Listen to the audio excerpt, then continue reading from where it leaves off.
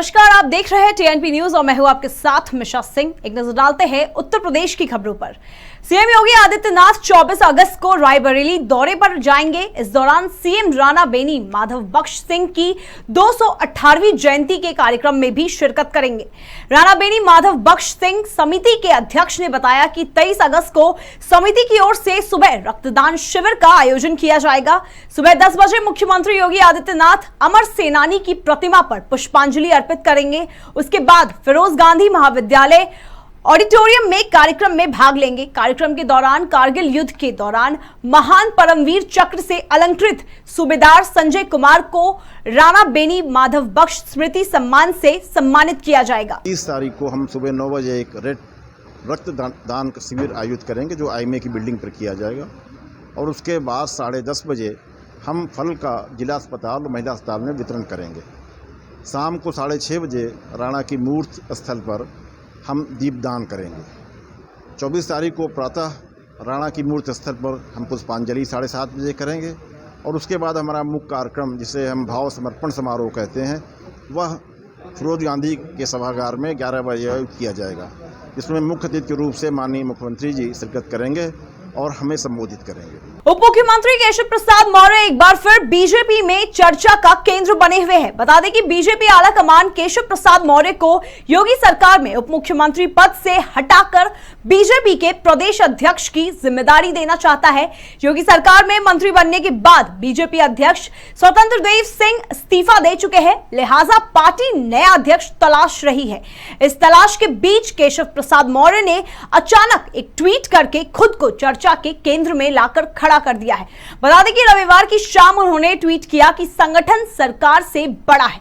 इसके बाद से उन्हें प्रदेश अध्यक्ष बनाए जाने की चर्चाओं ने जोर पकड़ लिया। उप मुख्यमंत्री ब्रजेश पाठक ने अस्पतालों के निदेशकों और सीएमएस को लापरवाह डॉक्टरों को नोटिस जारी करने के निर्देश दिए हैं, जिसके बाद प्रदेश के सरकारी अस्पतालों में लेट लतीफी करने वाले डॉक्टरों पर अब और शिकंजा कसा जाएगा। तय समय पर ओपीडी में न बैठने वाले डॉक्टरों पर भी सख्त कार्रवाई की जाएगी। बता दें कि डिप्टी सीएम ने शहरी और ग्रामीण क्षेत्र के अस्पतालों में ओपीडी तय समय पर यानी कि सुबह 8 बजे खोलने के निर्देश दिए गए हैं, जिसके लिए काउंटर पर इसका पर्चा कुछ समय पहले ही बनना शुरू हो जाएगा, जिससे ठीक 8 बजे से ओपीडी का संचालन शुरू हो सके और डॉक्टर 8 बजे से मरीज देखने बैठ जाए। मथुरा वृंदावन के बंदरों का आतंक बढ़ता ही जा रहा है। बता दें कि वृंदावन के बाके बिहारी मंदिर में हुए हादसे की जांच करने जिलाधिकारी पहुंचे, तभी एक बंदर उनका चश्मा छीन ले गया। इसके बाद चश्मा छुड़ाने में अधीनस्थ अधिकारियों और पुलिसकर्मियों के पसीने छूट गए। कड़ी मशक्कत के बाद बंदर को फ्रूटी देकर जैसे तैसे चश्मा छुड़ाया।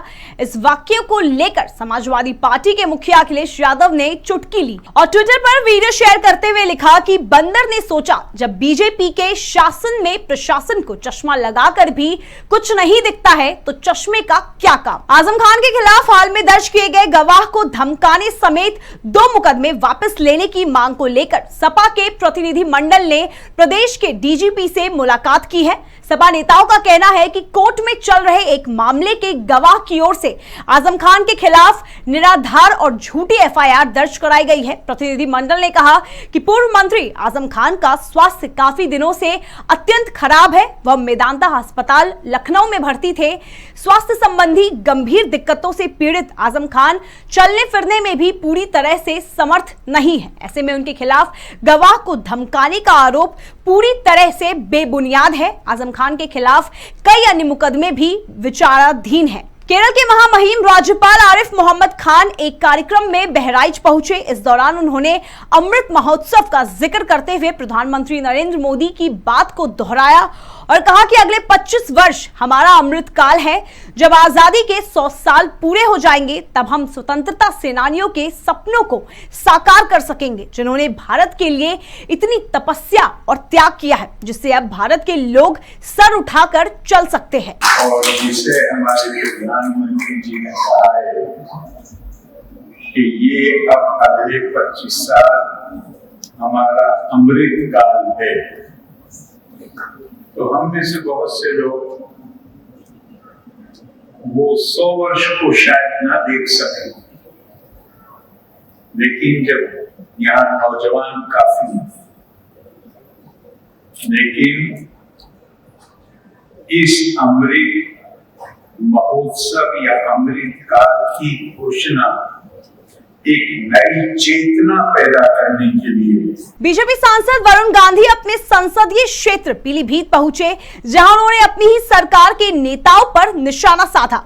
वरुण ने कहा कि आप सब लोग अपनी आवाज को बुलंद करो, यदि मेरा भी विरोध करना है तो करो। मैं इस देश में नेता किसी पद या किसी लाभ के लिए नहीं, बल्कि हम जैसे नेता फांसी खाने के लिए पैदा हुए हैं।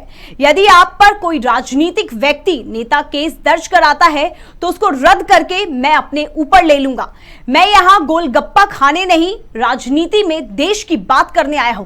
यदि वरुण गांधी के खिलाफ आवाज उठानी है तो आपका स्वागत है। अगर आप मौन हो जाओगे तो लोकतंत्र मौन हो जाएगा। आगे आप अपनी ही पार्टी के नेताओं पर वरुण ने कहा कि जो जनप्रतिनिधि पहले कच्चे मकानों में रहते थे, अब वह जनप्रतिनिधि बनने के बाद अरबों के महल में रहते हैं। बाहुबली मुख्तार अंसारी के परिवार पर योगी सरकार का शिकंजा कसता जा रहा है। अब मुख्तार के विधायक बेटे अब्बास अंसारी की तलाश में लखनऊ से लेकर गोवा तक छापेमारी की जा रही है।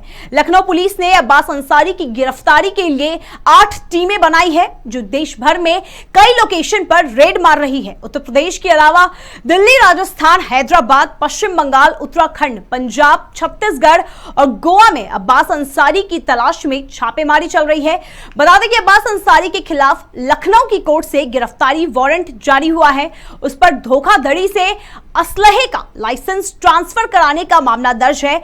इसी मामले में अब्बास अंसारी फरार चल रहा है। वक्त हो चुका है एक छोटे से ब्रेक का। ब्रेक के उस पार खबरों का सिलसिला यूं ही चलता रहेगा। टीएनपी न्यूज एक हिंदी भाषी न्यूज चैनल है। टीएनपी ग्रुप का मूल उद्देश्य ग्रामीण क्षेत्र के युवाओं को पत्रकारिता का ज्ञान और कौशल प्रदान करना है। अधिक जानकारी के लिए विजिट करें हमारी वेबसाइट tnpnews.in या graminreporter.com।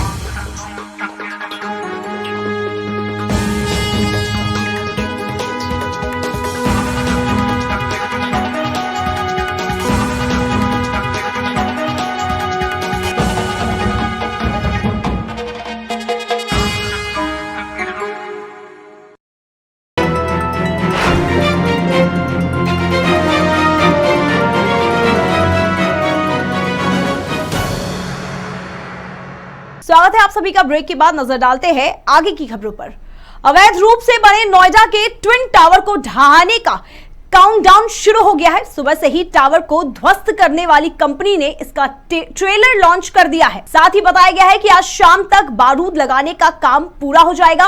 28 अगस्त को 9 सेकंड के ब्लास्ट में दोनों टावर जमींदोज हो जाएंगे और दोनों टावर में शाम तक कुल 3,500 किलो बारूद खप जाएगी। बता दें कि ट्विन टावर में एपेक्स टावर 32 मंजिला और सियान टावर 28 मंजिला बना हुआ है। गाजियाबाद विकास प्राधिकरण शहर में मेट्रो और रोपवे के बजाय महाराष्ट्र मेट्रो रेल कॉर्पोरेशन की नियो मेट्रो चलाने की तैयारी कर रहा है। एमएमआरसी के इंजीनियरों ने इसका निरीक्षण कर लिया है। संभावना व्यक्त की जा रही है कि इसी सप्ताह जीडीए को रिपोर्ट सौंपी जाएगी। इसके बाद इस पर मंथन शुरू किया जाएगा। बता दें कि गाजियाबाद विकास प्राधिकरण के इंजीनियरों के अनुसार मेट्रो की तुलना में इसकी लागत 40 से 45% तक कम आएगी, क्योंकि जीडीए और अन्य स्थानीय सरकारी एजेंसियों के पास फंड नहीं है। इसलिए मेट्रो के बजाय अन्य विकल्पों को तलाशी जा रही है। इसी कड़ी में रोपवे प्रोजेक्ट पर भी मंथन शुरू हुआ, लेकिन स्थानीय नागरिकों के विरोध के चलते जीडीए ने अब नियो मेट्रो चलाने पर विचार कर रहा है। खास बात यह है कि नियो मेट्रो रोपवे की लागत रोपवे से भी कम होगी। गोरखपुर लखनऊ रूट पर एब्सोल्यूट सिग्नल को बदलकर ऑटोमेटिक सिग्नल करते ही इस रूट पर ट्रेनें 110 की बजाय 130 किलोमीटर प्रति घंटा दौड़ेंगी। ट्रैक को 130 किलोमीटर प्रति घंटा के लायक बनाने के लिए बीते 2 वर्षों से चल रहा काम अब लगभग पूरा हो गया है। बस सिग्नल सिस्टम के ऑटोमेटिक होते ही ट्रेनें अपनी पूरी रफ्तार से दौड़ेगी। रेल प्रशासन ने रेलवे स्टेशन के यार्ड में भी ट्रेनों की गति बढ़ा दी है। लूप लाइन में भी ट्रेनें 10 किलोमीटर प्रति घंटे की जगह अब 30 किलोमीटर प्रति घंटे की रफ्तार से चलाई जाएंगी। गोरखपुर जंक्शन में इसे लागू भी कर दिया गया है। कई अन्य स्टेशनों पर काम तेजी से चल रहा है, जबकि कुछ रेल खंडों में काम में काफी प्रगति है। इससे ट्रेनें समय से पहुंचेंगी और यात्री समय से सफर पूरा करेंगे। रायबरेली के बछरावा थाना क्षेत्र के रेलवे स्टेशन पर ट्रेन से गिरकर युवक घायल हो गया, जिसकी सूचना मिलते ही रेलवे पुलिस मौके पर पहुंची और घायल को गंभीर हालत में जिला अस्पताल में भर्ती कराया। बता दें कि घायल युवक की हालत गंभीर बनी हुई है। देश और विदेश की तमाम खबरें देखने के लिए बने रहिए TNP न्यूज के साथ और हमारे चैनल को लाइक, कमेंट, सब्सक्राइब जरूर करें और ताजा अपडेट्स के लिए www.tnpnews.in पर जाएं।